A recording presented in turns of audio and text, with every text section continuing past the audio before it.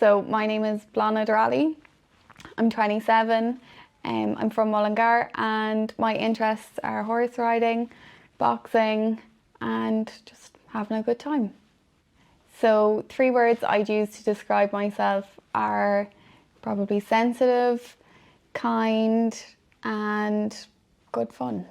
Would I have used those words to describe myself before July 2019? Probably, yeah, probably would have used the same words to describe myself.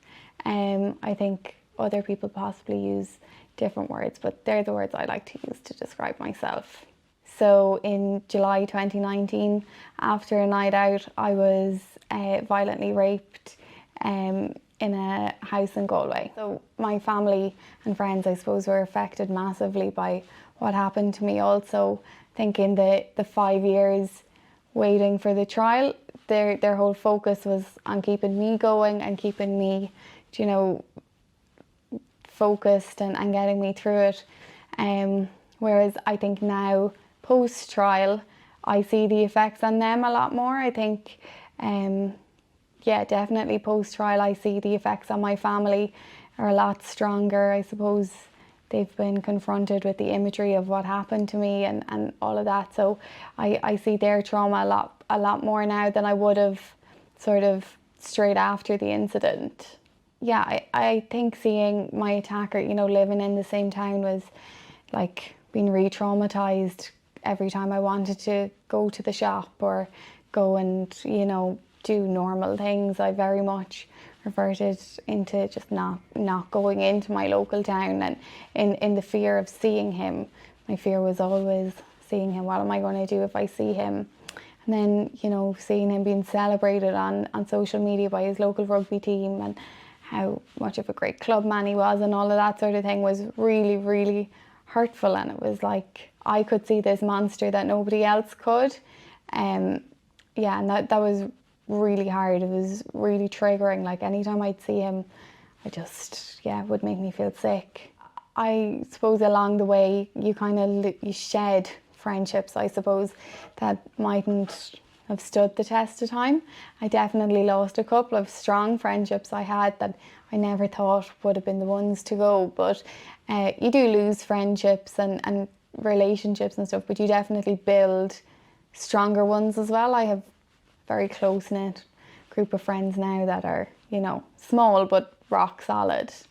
I decided to write the book Aftermath to kind of try and highlight maybe to people who have no experience of sexual violence the actual impact that sexual violence has on a victim's life and on their family's life. I think that's something that's left out so much and the wider circles, like what that does to a family. And also for other victims or survivors of sexual violence, there's not a lot out there. There's not a lot of personal stories. There's not a lot of, you know, faces or names that you can connect with, and it's an extremely lonely place to be. Like, you just feel so alone. So I really wanted Aftermath to be something that somebody could read, a victim could read and think, this girl understands how I feel, or that's exactly what I thought when I had to do that. Or, you know, I just wanted it to be a little bit of a crutch for people that wasn't, I suppose, really there when I was going through it. And I think a lot of the experiences that are shared are from maybe older survivors or victims. And I wanted to share my story as a 20-something-year-old girl who went through it. Because unfortunately, statistically, that's who it's happening to is young girls, and I wanted there to be something for those girls.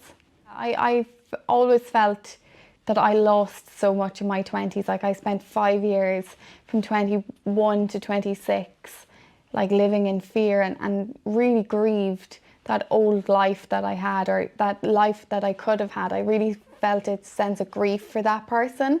And I definitely feel now in the last year, I suppose, the year has been spent working and writing Aftermath, but it's also only a year since my attacker went to prison, so I'm only really finding my feet again with all of this. I suppose I've always been involved with horses since I was a child, but after the incident, I sort of just went completely introverted and sort of retracted from all the things I had been doing. So the going out and the being the typical 21-year-old just stopped.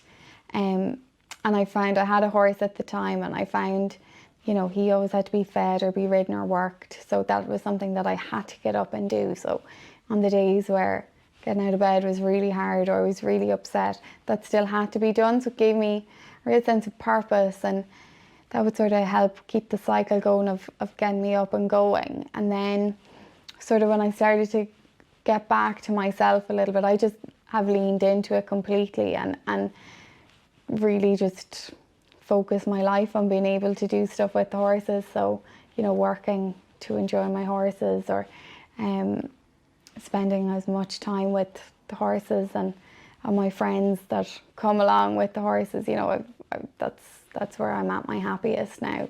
What's next for me? I'm starting a master's in September, and yeah, I suppose get that done and just settle into my very simple life. I really enjoy the simple things, the quiet life, but just being able to do that now, it's huge, and that freedom and not living in fear, I suppose, is massive. And I'm just really, like I said, finding my feet with that again, and yeah, enjoying it, and you know, backing out and all those sorts of things.